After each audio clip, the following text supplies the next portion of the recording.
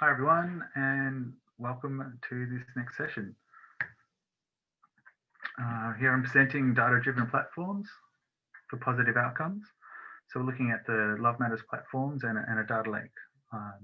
I'm Alex, a Drupal developer and tech lead here at R&W Media. My goal here today is to reveal how we at R&W Media can guide different communities through a data-driven strategy for content delivery and positive outcomes. So to not only deliver better content and insights, but ensure information gets to those who need it, especially in a time in their life where it can make a huge difference to their outcomes. So we are R&W Media, an NGO based in the Netherlands, building digital communities for social change. We want to contribute to a world where young people in restrictive settings can confidently claim their rights, assume their place in society, and shape a better future. We aim our platforms at the youth in these emerging digital communities, and we do this as we see it as a way, of really making sustainable change by, doing it for the youth of a country that's going to grow up and make a change. The platforms highlighted today are Love Matters, a pleasure positive approach to SRHR, so sexual health and reproductive health. So it comprises of 7 platform hubs in 7 countries in English, French, Mandarin, Spanish, and Hindi. And we do this through a complementary open source stack, and at the center of it is Drupal. So this is what the map of the platform looks like and where they're located in Mexico, Nigeria, the Democratic Republic of Congo, Kenya, Egypt, India, and China. Each of these platform locations you see on the map has, of course, their own community that they serve. But some of the facts about health and safety are universal, but the stories and the regions, of course, in which they are vastly different. So we have many communities here that have also built up a discussion board and a forum on Drupal 7, and that also serves as a massive archive of data, about all these topics.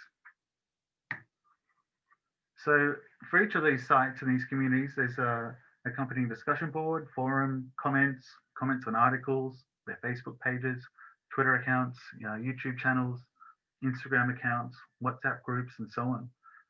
And with all these data sources to monitor, it became just too numerous and too complex to manage, and we had to keep track of it in a reliable way. So we needed a solution.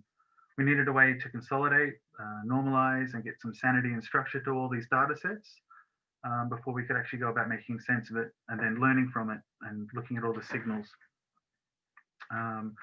let alone being able to deliver some change with it. So as an NGO, we have a theory of change, a model and an approach to affecting change, but how could we possibly manage it when the data sets just kept growing at such a rapid pace? So at the heart of this strategy, we use Drupal taxonomy, aka pillars. And so we have a vocabulary of topics and content we could translate into the language for the region. So the same concepts and topics, but adapted and localized. So when these tags are used across different platforms, they're traceable back to a known reference point. And we had this defined by our theory of change and our content strategists. And our goal was then to positively influence behavior, societal norms, and education about health. And we needed to measure the impact that we sought to deliver. So now clearly sort of defining our goals and setting up a network of eager content creators across the different regions. They have a common point to work from, but also flexibility to adapt the content to meet the needs of the readers, and also always still mapping back to a source of truth, the original taxonomy that we came up with. It's not static, it can grow and then change and include new items, but it's done deliberately. And researchers were eager to understand what worked and what didn't work as content creators and authors. So how do we get those answers to them? So in the tech team, we zoomed out at the technology stack to work out what the gaps were. We publish in Drupal, we share and engage on all the different various platforms, and we were reporting on this in Power BI as a prototype. But there were still gaps, like how could we automatically get all this social data each day and make sense of it so we could actually get some insights. So the data engineering was the missing piece of the puzzle. So we looked at adding Apache Airflow, Google BigQuery, and Metabase to fill in the gaps. And I'll explain how all these different technology stacks sort of work together as a cohesive system. So this is really the nuts and bolts of it, how we put it all together. Each of the stages here help us build on the previous step. We have all the APIs, including the JSON endpoints from the Drupal sites that allow us to gain stats per day on comments, on articles, what's published, the WhatsApp API, Twitter API, Instagram, the comments, the likes, the reactions, the YouTube subscribers, the reporting, the Facebook graph, and comments and reactions and shares. These JSON payloads that we fetched with Apache Airflow. In GCP, it's called Cloud Composer, but it's Airflow up in the cloud. We'll fetch these all and store them as raw storage files. So all the payloads have to land somewhere, and so we store them for further processing. And this also works as a way to backtrack, so that if we ever want to work out how we got to where we got to with a calculation, we can always do that by starting again from the raw data. So once we have this within storage, we'll then use Airflow again to pick up the raw files and load them into some BigQuery staging tables. The staging tables then go from flat files to actually taking shape in a database. So then it's ready for querying and transforming and manipulating.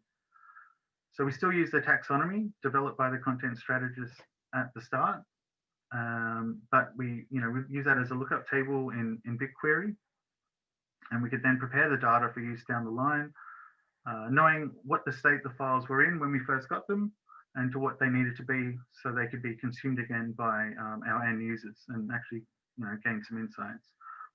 So Airflow handles that again for us and pushes into taking the data from all these platforms, back into staging tables, and then making them ready for use through business intelligence tables. Airflow, handled the whole thing for us, and so once we're happy with the results and we can trust the data sets, we connect Power BI and Metabase to the business intelligence data sets. This is all read-only and a safe playground for those wanting to understand the content flow and the results. The regional teams will then get access to and see the results of their work through the various platforms. Power BI had a more fixed set of parameters for us and for the authors who were focused on content and targets, while we use Metabase in other teams, which is a bit more open and allowed researchers to really dive in and discover new insights and build more custom dashboards. So to complete the circle, we then have the insights from all the reporting layers here, which then helps inform the content creators again, so they can adjust what they want to do, how they want to craft their stories, their content, knowing what worked and what didn't work, and it really helped empower them and all the contributors to that platform. So before I was mentioning Apache Airflow, and this is what one of the DAGs looks like, or the pipelines. It did all the heavy lifting for us, fetching data from Drupal and all the other sources. So the data engineering that went into this has taken hundreds of hours of manually collecting the data. We now don't have to do that. We don't have to download spreadsheets or anything like that. We're really happy, with the team at Digital Power here in the Netherlands that helped us work on the data engineering piece. So to complete the data-driven cycle that we needed to create. The benefits of using Airflow also allowed us to backfill any of the data as long as the APIs had it available for us. So we can define a date in the past from where we needed the data from the platform, and Airflow would receive the gap and run nightly cycles for each of those missing days and populate our data set so it could catch up. This was really good, being able to find out that we could do this and craft different pipelines to gather different kinds of metrics. So in the tree view on the left, you can see the different stages of the pipeline and retrieving the followers for the Love Matters Africa platform on Instagram, picking up the stored JSON response from storage, inserting it into a staging table, kicking off another job that would then do the processing on the table, all the way through to its successful completion, where it would then destroy the staging table, ready to start again the next day. So yeah, that's how we were using that to move it along. So yeah, now we're able to get some insights. So having these curated data sets, it was, analysts were then able to really craft bespoke dashboards to serve their needs on the team. The team then have their own way or manage to steer their own content and their own delivery of a platform and a message and goals. And we believe it's a really core part of truly being sustainable, like letting them be in charge of their own data and story, but they needed the tools to be able to do it. And so yeah, the results are really at 345 odd data pipelines that are running every night, fetching all these different endpoints, loading them up. And we wouldn't obviously have access to this data nor be able to make sense of it. But the taxonomic pillars that we started with really helped define the structure and the model so that we could work out a common point to join on. So now we can really make sense of all the data sets. We can look a little bit deeper into it. We can look at the consequences of employing different strategies, and that goes beyond just an A/B test or any kind of Google Analytics insights that we were getting before. So messages and stories behave differently on different platforms, and some communities favor some technologies compared to others. And now that we can see that, we can actually appropriate the strategy to suit the needs of the teams. So having it all within reach of those who need it and not just relying on manual processing, we can get to answers about topics much faster. Adapt and react to the messages as it propagates across the platforms, and most importantly, discern and evaluate, are we actually having an impact? What's the nature of the impact? How the demographics shifting in each community. Although there are lots of other tools out there that could help us, and commercial tools and off-the-shelf tools, we found them too costly and not customizable to really suit the needs that we had for the different regions. So being able to define what we needed and when put us really in charge of our platforms and not beholden to other services. And yeah, the management of the tools as well. So we own the tools and we own the technology, and yeah, most of it, or almost all of it's all open source as well. So we're still subject to the API changes from the various platforms, but this we can at least plan for and incorporate it into our development cycle. And now we have an evidence-based approach to our community platform goals, which is fantastic. So again, the benefits are, we are creating more impact by improving the strategies based on fresh insights. We're able to gain new and different insights by connecting different data sets. We're cutting costs by no longer having to manually export reports from different sources. And we're also building knowledge and skills on the data and providing easy access to analysis tools as well. We're also more adaptive and responsive to real-time changes. We can easily provide donor-specific reports, and we can use the data lake as a fundraising opportunity for technical partnerships that we might want to embark on as well. So we have a solid foundation for data-driven and data science projects. So yeah, to recap the journey, we started with a hierarchical taxonomy for different areas: topics, facts, articles, clinics, stories, subjects. We map all the content and the tags across all the platforms, and ask the teams in the region to use their version of all of these tags as well. It had a translation, but it was always mapped back to a central point. This started in Drupal. We replicated this out to BigQuery as a lookup table. We gathered all those signals from all the interactions of all the articles. That came back to us as a constant flow of API calls fetched by Airflow. So now we have a unified model, and one topic in China can have a known equivalency in Nigeria that we can research on. We can then start to not just map out trends within a community, but also look at how it differs across different communities. So more insights leads to more questions, and then we can iterate knowing we're actually asking the right questions and are able to trust the data that we get back. So here we have Love Matters China dashboard, which was a bespoke one built in Metabase. Now here we didn't have access to all of the APIs that the Chinese team was using, but we're also able to upload them into BigQuery. Doing so still adds value for the teams, because they still have one place that they can go to, even though we might be getting the data from different sources. So it's really allowed us to unify a way that we can get access to what all the different teams are doing, even if they're all coming from different data sources. So that's been really, really valuable for us. So yeah, now what?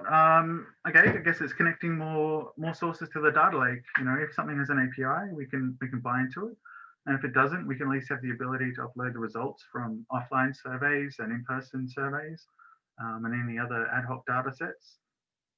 We can kick off initiatives such as gamification and gather data as a project goes, rather than just trying to account for it after the fact.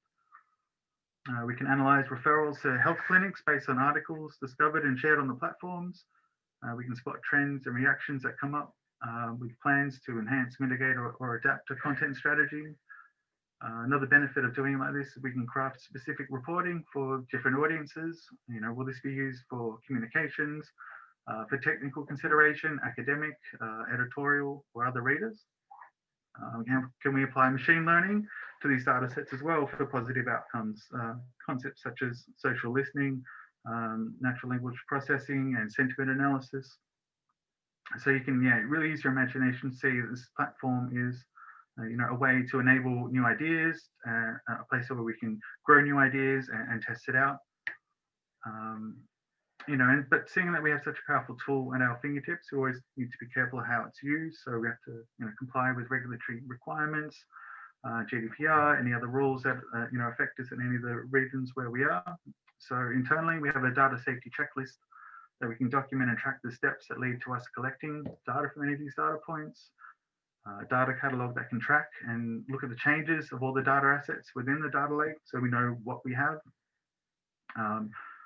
We can control who has access to all the different data sets, the policies. It's encrypted when it's in transit and when it's in rest. And we don't store any personally identifiable information, and we have a known life cycle and the reason why behind why we collect what we do and why. We want to ensure high standards of ownership for the data and its ethical use for social good as well. So we have a duty of care not only to the readers and the users of the platform, but the authors as well. So some of these people are writing in more restricted settings, and their security is, of course, important for us while we're here, engineering this in a safer setting. So we're always mindful of that as well. Yeah, so hopefully I've been able to show you just a brief overview of how a blended team in the Netherlands and worldwide can assist through an adaptive model readers and users of platforms in various countries, how they can be empowered to make choices about their health and life outcomes. The whole team is really proud of the work, and we hope this platform can empower more communities around the world. And it all started with some Drupal sites, and we're really happy that that's still at the core of what we do. I'm happy to take any questions. I've only got a couple of minutes, but I hope it was interesting and an informative session for you guys.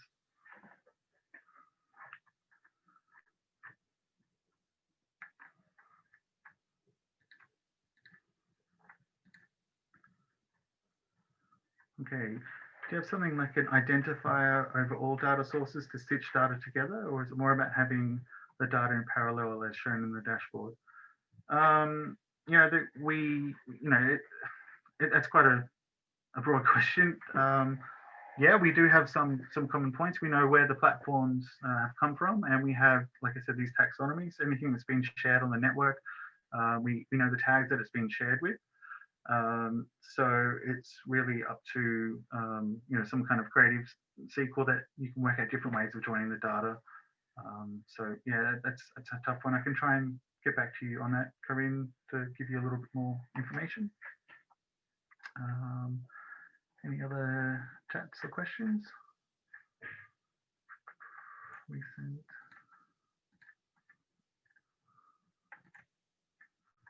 Okay. Cool. Well, yeah, thanks for coming along, and appreciate your feedback. And any other questions you might have, pop them through, and I'll be, happy to go a little bit deeper on it. I'd like to, hand the chat over now to Boyan and Engine, and I wish you all, happy rest of DrupalCon. Thanks for coming along.